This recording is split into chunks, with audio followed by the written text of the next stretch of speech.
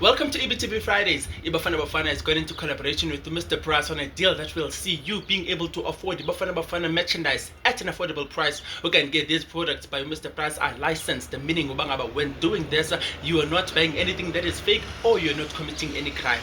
We can get moving on from that one. Umiki Jr. has done it again by reporting false news yet again. He did post about Oli Sanda will be joining Al Shawoum in Libya on a 1.5 deal. We can get a fan came through and tagged the agent player, which is Mike Makap, and asked, Ingaba uyayaz nawe nalento kuthethwa ngayo apha? He came back with a response that is Mike Makap saying that journalists be going a bit too far just so that they can be deemed as breaking news. Okangay did say that he is in talks with the club from Libya, and also there are also two clubs here in South Africa that has been talking about in regards to the situation of Oli Sanda. We can get moving on from that one. We've seen Orlando Pirates going to the top of the log this week. They are now at 15 games in tie with Kaizer Chiefs and also Mamelodi Sundowns. This season, Orlando Pirates with 35 points, 32 Mamelodi Sundowns, 30 Kaizer Chiefs. Can't get just behind Kaizer Chiefs. It is Amazulu also with their own 30 points. It is a racer to the title. We just want to see Bambangu Banina.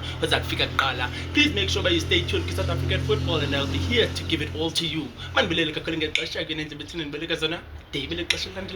Kamnandi.